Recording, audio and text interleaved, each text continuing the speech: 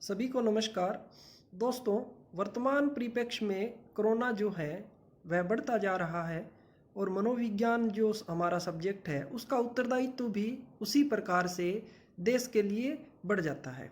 मैं एक छोटी सी कहानी के माध्यम से आप सभी को समझाना चाहता हूँ कि वर्तमान स्थिति कैसी हो गई है।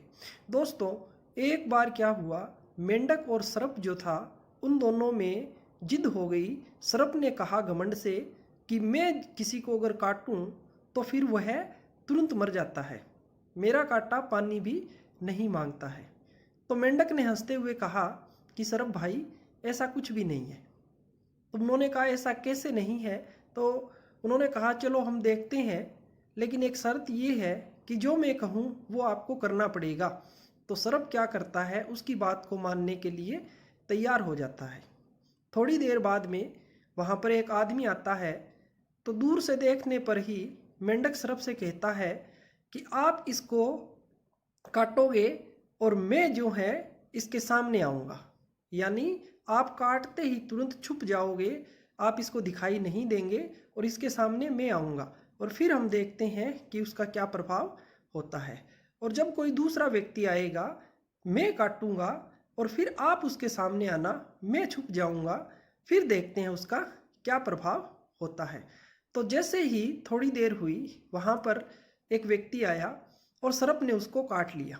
सर्प ने जैसे ही उसको डसा, डसते ही सर्प वहाँ छुप जाता है और तुरंत ही मेंढक सामने आ जाता है। तो व्यक्ति मेंढक को देखकर हंसते हुए यह कहते हुए चला जाता है कि ये तो मेंढक था, मैं तो ऐसे ही डर गया था।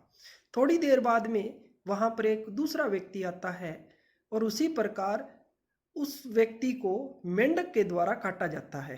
और जैसे ही मेंढक काटता है वो वहाँ छुप जाता है और सर्प उसके सामने आ जाता है। तो जैसे ही वो सर्प को देखता है व्यक्ति, वो इतना भयभीत हो जाता है, वो घबरा जाता है, उसे लगता है कि मेरा प्राणांत होने वाला है, मैं अभी समाप्त हो जाऊंगा। और वही होता है। थोड़ी देर बाद में वह व्यक्ति मृत्यु को प्राप्त करता है, जबकि पहला व्यक्ति बिल्कुल स्वस्थ अपने घर को लौट जाता है। दोस्तों, ये वर्तमान स्थिति ऐसी ही है। हमारे यहाँ पर कोरोना जो है, हम मानते हैं कि वास्तव में बहुत फैल चुका है, हमें सावधानियां रखनी चाहिए, लेकिन इसका कारण भी हम लोग ही हैं।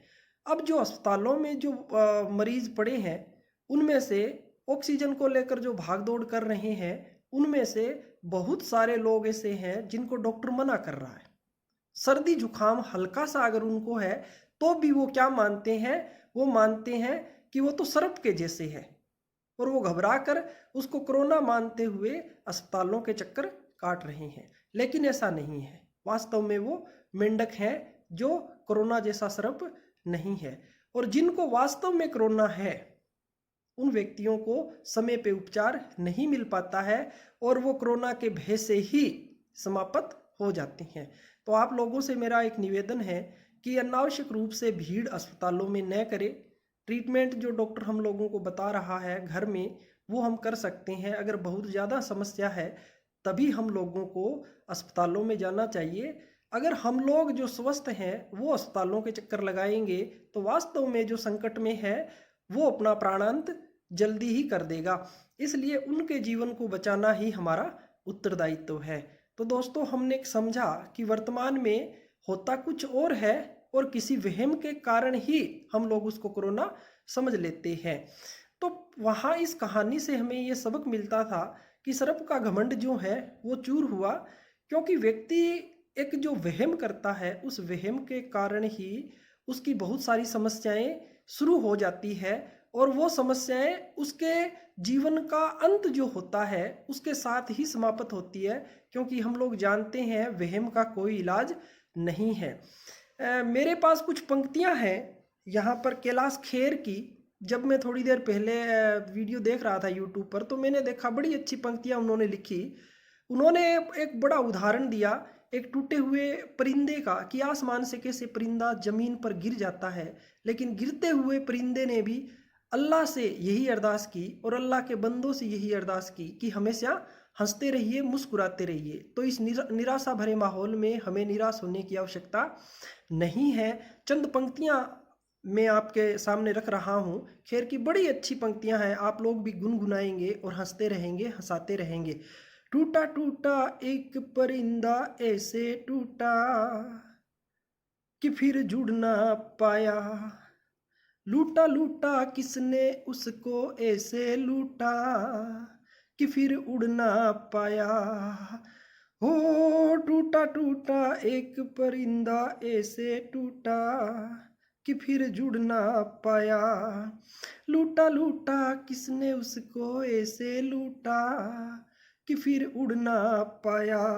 गिरता हुआ वो आसमां से आकर गिरा जमीन पर, ख्वाबों में फिर भी बादल ही थे वो कहता रहा मगर कि अल्लाह के बंदे हंस दे, अल्लाह के बंदे, अल्लाह के बंदे हंस दे, जो भी हो कल फिर आएगा, अल्लाह के बंदे हंस